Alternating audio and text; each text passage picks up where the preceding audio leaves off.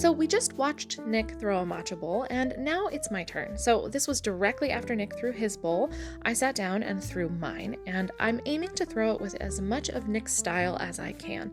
I'm not aiming for perfectly even walls or perfectly centered pot. I'm aiming for a little bit of that loose aesthetic that is very common in a matcha bowl. However, I'm still going to get my pot as centered as I can first, because having your clay be centered still allows you to make pots that are more wobbly but have balance.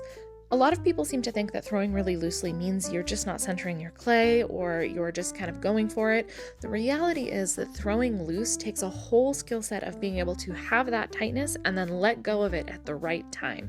So right now my pot is as centered as I can get it, and I'm going to open the floor of my pot, extending it almost too far. When I'm making these matcha bowls, my goal is to have to trim as little as possible. That's kind of my goal all the time. So I'm pushing the back part of the pot almost to the point where I'm widening the base past where it should go. I've got to be really careful doing that, because if I push it any farther, it's likely to collapse. Then I'm going to start making my pulls, which I'm going to make slightly faster than my wheel is spinning by just a tiny bit, so that I have a little bit of unevenness happening in the wall of my pot. I don't want too much of it up at the lip yet though, so I then recenter that part and make another pull.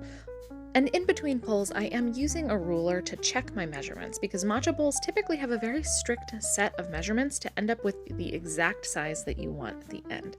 So I'm not showing that on camera, but I am doing it to make sure my pot is the size I want. I'm being really careful to make sure the inside of the foot of this pot is round, and the rest of the walls have a little bit of dance to them but flare slightly at the lip.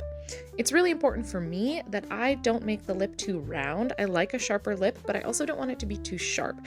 If I make the lip too sharp, it no longer feels like a traditional Japanese style matcha bowl. It feels like something else entirely. So I'm rounding the edge, but still tapering it slightly so that drinking out of the bowl will be very comfortable. Next, I'm moving on to using my rib to finish shaping the inside. I really want that rounded corner on the inside edge. What you can't see is that the outside edge has a little bit of a step there, so I'm being very careful not to push down too hard. And then here, that little wobble is intentional. I shook my hand just a little bit to try to add a little bit more movement. And then when I use my rib on the outside, I'm pulling it up slightly faster and allowing it to wobble to give the piece a little bit more movement that way as well, before re-rounding the center of the lip. I then make a pull, moving my hand very quickly up the side of the pot, recenter the lip, and that is the end of this matcha bowl. And I think it turned out really good, but we'll get to see it when I trim it.